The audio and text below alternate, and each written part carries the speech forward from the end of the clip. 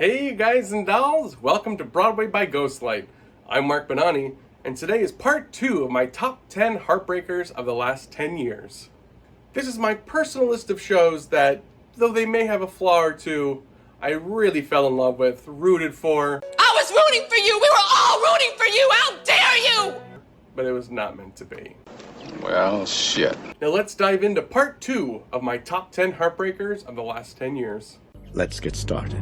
It Should Have Been You opened at the Brooks Atkinson Theatre on April 14th, 2015 and closed August 9th after 136 performances and 31 previews. Dad, are you all right? Yeah, I'm fine. Your mother and I had words, but I didn't get to use any of mine. I'm gonna get me a little something,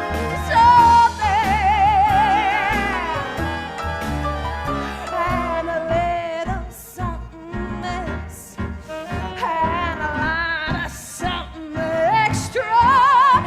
It had music by Barbara Anselmi and book and lyrics by Brian Hargrove. One cliche you often hear, especially from the older crowds, is they just don't make them like they used to. So what? I guess they just don't make them like they used to, huh? Well, then you have It Should Have Been You, which felt like a classic musical comedy, and they say it's too old-fashioned. Oh, come on, make up your mind. It Should Have Been You was about two very different families coming together for a big wedding. And you know what? It was old-fashioned, but in a great way. And it had a very modern twist. Oh, plot twist. And when I say twist, I mean like M. Night Shyamalan level twist. I won't spoil anything for you, although I kind of feel like even saying there's a twist is a spoiler. Whoopsie-daisy. But no one saw this thing coming. I loved it. I brought several people with me to see the show, and my favorite thing was turning around and watching their faces during the big reveal. This show had a truly ensemble cast that was a great mix of beloved Broadway vets like Tyne Daly and Harriet Harris and Edward Hibbert and Chip Zien, and also new up-and-coming Broadway stars like Sierra Boggess and Montego Glover, Josh Grizzetti, Lisa Howard. It was a really fun night at the theater, and a lot of people actually described the show as mindless, and though it did have its share of fluff, the show also had a lot of really meaningful, really important things to say. Lend me your ears.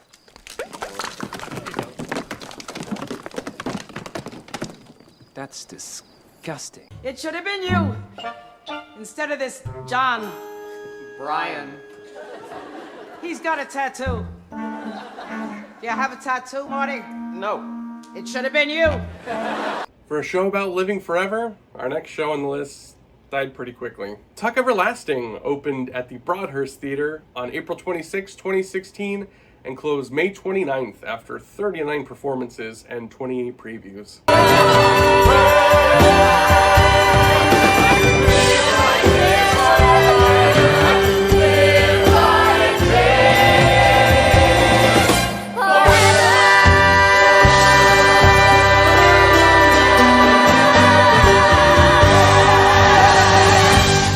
Based, of course, on the classic children's novel of the same name, which I had actually never read or seen any of the movies. I don't read books because if they're any good, they're going to make them into a miniseries. It had music by Chris Miller, lyrics by Nathan Tyson, and a book by Claudia Scheer and Tim Friedel. The cast included Broadway favorites like Carolee Carmello, Fred Applegate, Michael Park, Terrence Mann, Andrew Keenan Bolger, as well as newcomer Sarah Charles Lewis in the lead role of Winnie Foster. Sarah Charles Lewis was just 11 years old when she debuted on Broadway. She was incredible. I really hope that we see her on Broadway again in the near future. The show was fun, often silly, which for a show based on a kid's novel, that's what you want.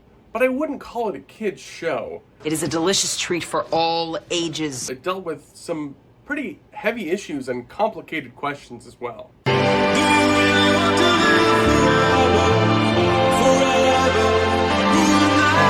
One of the aspects that really made this show stand out is that the big 11 o'clock number was actually a beautifully choreographed ballet showing the life of Winnie Foster. It was pretty extraordinary. The show received mixed reviews, and when it only got one Tony nomination for Best Costumes, it sadly shuttered. Looking back is something to look forward to. 2017 brought two Heartbreakers, and the first, It's Groundhog Day. Groundhog Day, opened at the August Wilson Theater on April 17th, 2017, and closed September 17th after 176 performances. If I had my time again, the things I'd handle better, I would send my unsent letters. If I had my time again, I'd open all the doors I'd never looked behind before. The show had music and lyrics by Tim Minchin and a book by Danny Rubin, who also wrote the classic film the show was based on. Now, I will admit that this is one of those shows I may be a bit biased on. If you've seen my introduction video, you might remember that my wife was a dresser on Groundhog Day. Look at her. She's beautiful, isn't she? But I genuinely really thought this show was something special. Liked it? You really liked it? Oh, yeah. I thought Tim Minchin's score was super intelligent, terribly funny, but also introspective and downright dark when the material called for it. I think it's a little dark. Well, I like it dark. And the book itself by Danny Rubin was faithful to the original source material, but also, not a carbon copy, and gave the audience some genuine surprises. The show starred one of Broadway's absolute best leading men of today, Andy Carl, as Phil Connors, and Barrett Doss as his producer, Rita Hansen. It also featured one of the absolute best ensembles on Broadway. I mean, the show's about a man living one day over and over again, so these dancers, this ensemble, had to do the same scenes over and over and over again with tiny little variations.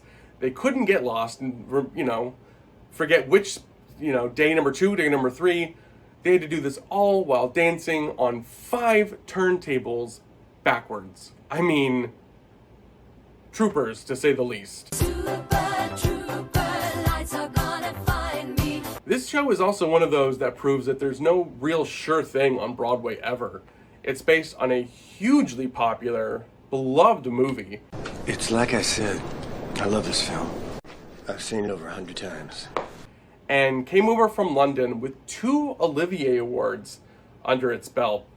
Best Actor in a Musical for Andy Carl, and Best Freaking Musical. For anything more. The Oliviers, by the way, if you don't know, are the British equivalent of the Tony Awards. Me personally, I blame the marketing for the show, or lack thereof. Bang! Coupled with a not great choice for a Tony Awards number. Bing again! The show struggled, and as often happens, another incoming show had its eye on the theater, and it closed. If you tried it once, you can try again. A new day will follow, there's always tomorrow. The other heartbreaker of 2017 was the musical Bandstand. Bandstand opened at the Bernard B. Jacobs Theater on April 26, 2017, and closed the same day as Groundhog Day, actually, September 17th, after 166 performances and 24 previews. Nobody, no one tells me no. No one tells me no. No one tells me. No one tells me. No one tells me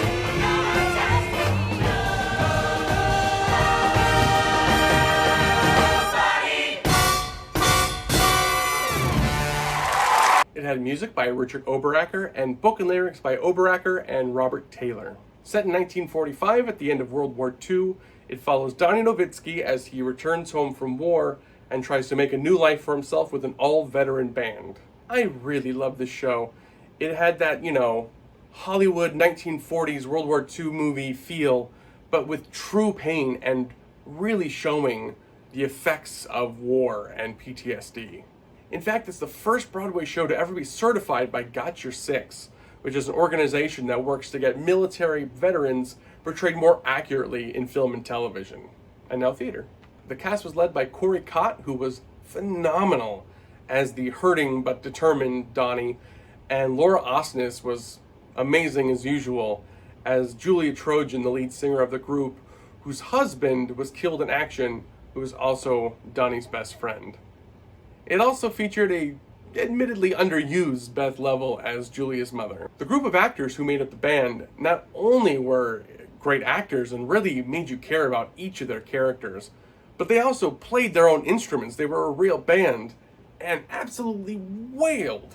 These guys were great. The 11 o'clock number, Welcome Home, was shocking and visceral and really something different. That was just so moving. Another standout was the Tony Award-winning choreography and the killer ensemble who executed it. The reviews were mixed, of course, but actually this is one of the few shows where you can decide for yourself. What? The show was filmed in its entirety during the run. I was actually at one of the performances they filmed, 'cause I'm fancy. Yep, he's a dandy. He's a real fancy boy. It's not available to stream at the moment, but I'm sure it will be again soon, and I highly encourage you to do so. Okay, I will. Find somebody else who gives a beat what you say. No, disappoint someone up there. Last time I checked, you were not up there. You know who tells me stop? You know who tells me you don't have what it takes and you will never reach the top. The final entry on this list opened at Broadway's newest/oldest theater, the Hudson. It's Head Over Heels. It opened August 29th, 1918, and had music by Jerome Kern. Wait, what? Just kidding. We're talking about the new Head Over Heels. I had you going there for a minute, didn't I? Not for a moment. The newer Head Over Heels opened on July 26, 2018 and closed January 6, 2019 after 188 performances and 37 previews. See the people walking down the street, fall in line, just watching on their feet. They don't know where they want to go, but they're walking in time. They got the beat, they got the beat, they got the beat. Yeah, he's got the beat. It was a jukebox musical featuring the catalog of the 80s girl group The Go-Go's. It was conceived by and had an original book by Jeff Whitty, but after some drama, Whitty left the production, and the book was later adapted by James Magruder. Set in the fictional 16th century kingdom of Arcadia, the show focuses on the royal family and their many love life complications. Though all the dialogue was in Shakespearean-esque verse, Me doth think he hath a lady, as doth I do. the show is extremely modern in its views on gender and sexuality. The cast actually featured the first openly transgender woman to ever create a lead role on Broadway, Peppermint from RuPaul's Drag Race. Also, Rachel York, one of my personal favorites, Jeremy Kushner and Alexandra Socha, Andrew Durand. It had Taylor Iman Jones and Bonnie Milligan, who is a goddess. The show was bright and colorful and inclusive, and I loved every single minute of it. From the opening and that small but fierce ensemble doing sick tableography, to Bonnie Milligan literally bringing down the set, to the very curtain call when it was revealed that the band who had kicked butt the whole time was revealed to be all women. And while its 180 plus performances was far too short in my opinion, it actually could have been much shorter. I'm intrigued. Word on the street was that some wealthy, anonymous fan of the show, Anonymous and very wealthy, agreed to keep it running through the summer to hopefully attract an audience. Sadly, it didn't though, and the show closed. That sucks.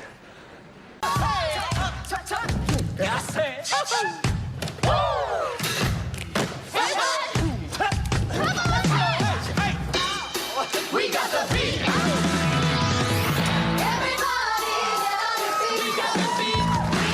And that's my list for the top 10 Heartbreakers of the last 10 years. Those shows that you love, and when you see the closing notice go up, to paraphrase the great Ken Mendelbaum, you somehow feel that the audience has failed the show instead of the other way around. Aren't you being a little overly dramatic? Now I know some of you will disagree with this list, either in a couple places or all the way through, and that's totally fine. I'm fine. Art is subjective. As I've always said, everyone is entitled to their wrong opinions. What shows do you think closed too early?